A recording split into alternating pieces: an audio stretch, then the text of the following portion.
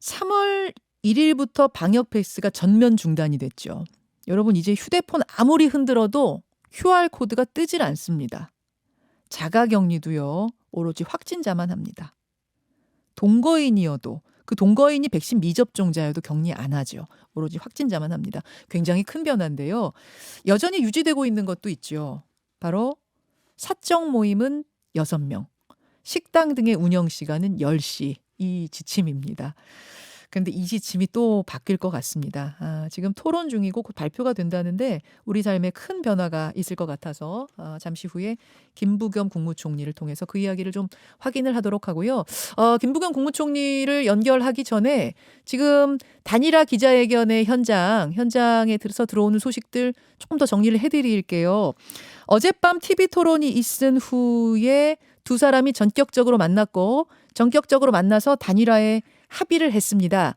최종 합의문이 나와서 그것을 잠시 후에 이제 발표를 두 사람이 직접 하게 될 텐데 그 안에는 공동인수위원회, 공동정부, 공동운영, 정부의 운영 그리고 합당 이야기까지 들어있는 것으로 지금 예상이 되고 있습니다. 이 내용은 잠시 후에 저희가 직접 좀 전해드리고 나오는 대로 그리고 오늘 월간 유시민까지 준비가 돼 있으니까요. 여당의 반응들, 여권의 반응도 확인할 수 있을 것 같습니다. 자, 김부겸 총리 먼저 만나보죠. 김부겸 총리님 나와 계십니까? 네네, 안녕하십니까. 아이고 고생이 많으십니다. 네네, 감사합니다. 예. 어제도 일상회복지원위원회에서 상당히 심도 깊은 논의가 있었다고요? 네네, 이제 어제 분과위원회를 했는데요. 네. 예, 여러 가지 논란이 많았습니다. 오늘 최종 결정이 나는 걸로 제가 아는데 어느 쪽으로 가닥은 좀 잡혀가고 있습니까? 예, 워낙 전문가들은 지금 반대를 하고 있지만은 예. 일장 소상공인 자영업자들을 이대로 계속 지금 그럼 몇 달째 방치하는 꼴이거든요. 그래서 뭔가 조정을 해야 되지 않느냐는 목소리도 높습니다. 그래서 지금 오늘 오후에 회의를 해야 되기 때문에 지금 제가 뭐라고 단정적으로 말씀드릴 수는 없네요. 좀 들리는 이야기로는 모임 인원은 8명까지 그리고 운영 시간은 밤 11시까지가 유력하다 이렇게 들리던데 약간 그쪽이 유력한 건 맞아요, 총리님? 아마 저기서 그 복지부나 질병청에서 그동안 쭉 그 빅데이터라고 할까요? 예. 그 분석한 자료를 가져올 겁니다. 예. 그래서 우리가 1시간 시간을 늘릴 때 어느 정도 전파 속도가 빠른지 뭐 이런 부분들에 대해서 객관적 근거를 가지고 토론할 겁니다. 예. 그게 그러면 11시보다 더 완화가 될 수도 있는 건가요? 좀 다 열려 있나요, 가능성은? 지금 뭐라고 제가 그 문제는 미리 말씀드리기는 어렵다는 사정을 이해해 주시기 바랍니다. 알겠습니다. 네.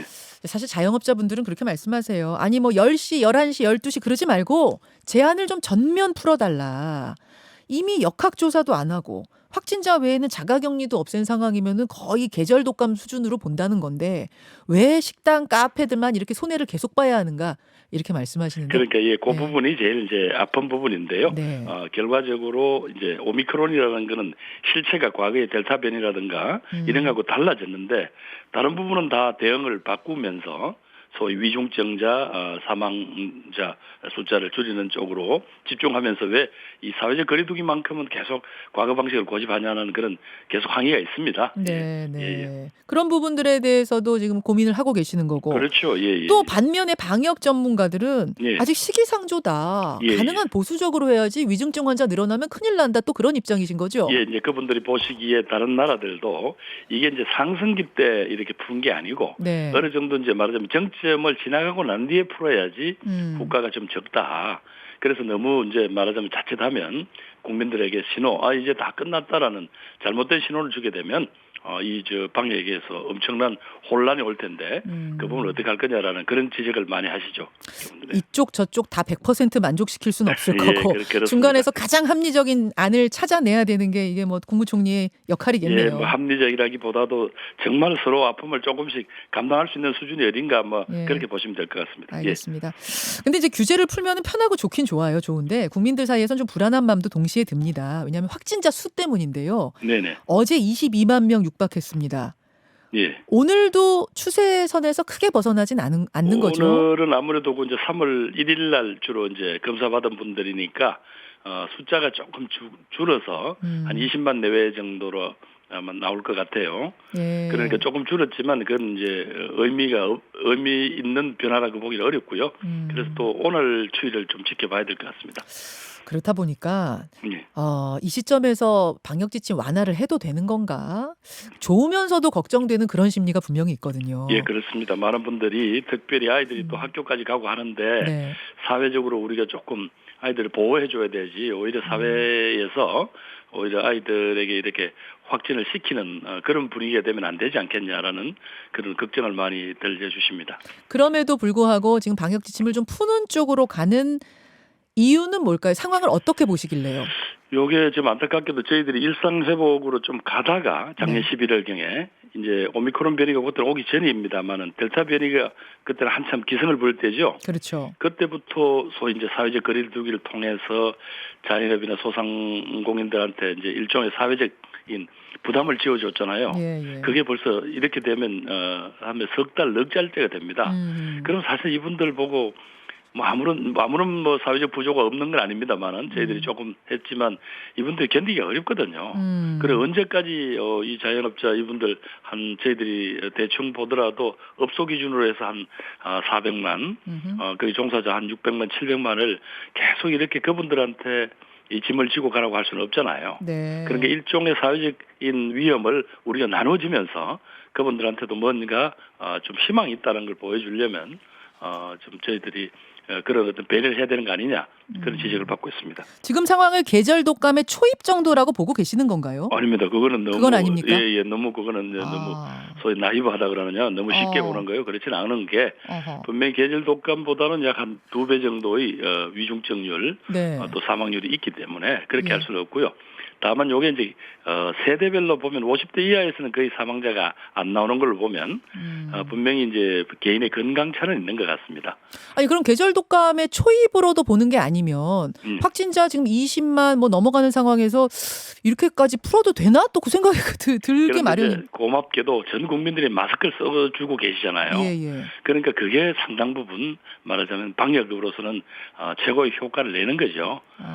그러면서 아까 이제 민생 경제라고 할까요? 이 소상공인 자영업자 그분들 사실은 삶 자체를 포기하다시피 하는 거를 언제까지 우리가 외면할 수는 없지 않습니까? 예. 그럼 계절 독감의 초입이라는 판단은 전혀 아니고 조금 조심스러워. 그런 표현은 위험하다. 자영업자들에 대한 고려가 더 많이 들어간 판단이다. 그런 말씀이시네요. 예, 이제 지금 만약에 어떤 조정을 해야 된다면 그런 관점이지. 네. 말하자면 물론 많은 국민들이 이제 이해를 하세요.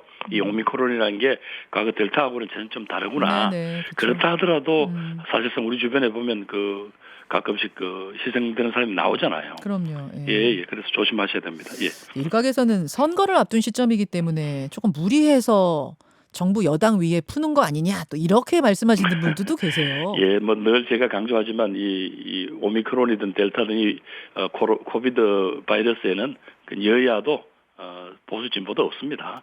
이건 정말 말 그대로 대한민국 공동체 이렇게 열심히 협력해 주시는 국민 또 희생해 주는 의료진과 이 코로나의 싸움이지 그게 다른 게 끼어들 여지는 없습니다. 네. 그러면은 그 뭐 정확한 예측이란 건 지금 불가능한 상황인 건 제가 감안하고요. 네. 대략의 윤곽이라도 잡을 수 있게 정부가 모델링하고 있는 그 시뮬레이션 하고 있는 그림 속에서의 정점은 하루 몇 명 정도고. 그분들은 그게 이제 워낙 편차가 큽니다. 예. 이제 어떤 분들은 한 17만 정도 내외라고 이야기를 하셨고요. 한 5개 기관에서 예측 모델을 하는데 제일 많이 하는 데는 약 한 35만 정도. 예. 그리고 이제 시기는 아마 3월 중순쯤이다라고 이제 이야기를 하시는데 네. 결과적으로 이제 최근에 이제 이런 부분들이 오히려 그 시기를 조금 당기는 거 아니냐 그런 지적도 있네요. 그러나 뭐 분명한 거는 이제는 과거처럼 어떤 이것 자체에 대해서 지나친 두려움을 할 필요는 없다. 정부도 거기에 따라서 그동안 예방 접종, 먹는 치료제, 병상 확충 이런 준비를 쭉 해왔거든요. 네네. 그래서 국민들께서도 그렇게 이제 담담하게 대응을 해주시면 요거를 넘길 수 있을 것 같습니다. 35만이 될지 뭐 최소로 잡아 17만이 될지 모르겠지만 어쨌든 정점은 3월 중순 정도 잡으면 되겠습니까? 지금으로 흐름으로 보면 그때쯤이 각 모델 예측치가 예. 그때쯤 정점을 찍고는 그다음부터 꺾어진다. 서서히 꺾일 거다. 그렇게 말씀하시네요. 아유, 부디 좀 3월 중순에 꺾였으면 좋겠고요. 예. 이런 상황에서 대선이 치러지는데 확진자여도 투표할 수 있는 거고요. 예, 그렇습니다. 그렇죠. 예. 네네. 만약 선거일 당일에 확진 판정을 받으면 어떻게 되는 건가요? 그래서 아주 일단은 이제 확진자가 되시면 우선 다른 분들한테 피해를 주지 않아야 되니까 예. 우선 투표 시간은 달리하고 그다음에 동선도 달리하고 그다음에 외출 허가를 받게 됩니다. 원래 이제 외출 허가. 감염병 예방법에 따르면 이분은 격리를 해야 되지만 그렇죠. 요 이제 말하자면 주권 행사에서는 일단 자기가 개인 보호장구 마스크라든가 이런 거를 쓰고 이제 자기 참정권을 행사할 수는 있습니다. 예, 그러니까 너무 그건 두려워 안 하셔도 됩니다. 예. 당일에 확진 판정 받아도 그러니까 외출 허용 문자 메시지를 받을 수 있다는 거죠. 받을 수 있다는 거죠. 예. 예. 아니 뭐 일부에서는 국민의힘 얘기입니다만 정부가 선거날 코로나19 확진자가 수십만 명 나온다고 발표를 하면서 당일날 투표를 못하게 막을 수도 있다 이런 우려를 또 표명을 해서요. 말 그대로 그냥 우려죠. 왜냐하면 대한민국이 어떤 나라인데 이게 그런 내용들이 국민들이 통용될 거라고 생각하지는 않습니다. 알겠습니다. 여러분 사전투표 확진자여도 4일과 5일 중에 5일 날 오후 5시부터 6시 사이에 가능하고요. 예, 사전투표는 그렇고요. 그렇죠. 예. 확진자여도 본투표 본 9일 선거날 6시부터 7시 반까지. 예. 네, 투표장에 그 시간 안에만 도착하시면 할 수 있다는 거. 네, 그렇습니다. 예, 예. 다시 한번 좀 홍보를 하면서 여기까지 말씀드려야겠습니다. 김부겸 총리님 고맙습니다. 네, 감사합니다. 예, 김부겸 국무총리였습니다. 김현정의 뉴스쇼는 청취자 여러분의 참여로 이루어집니다. 트위터, 페이스북, 레인보우 게시판, 그리고 단문 50원, 장문 100원의 유료 문자 샵 1212, 우물정 1212 통해 참여하실 수 있습니다. 김현정의 뉴스쇼, 여러분과 함께 만듭니다.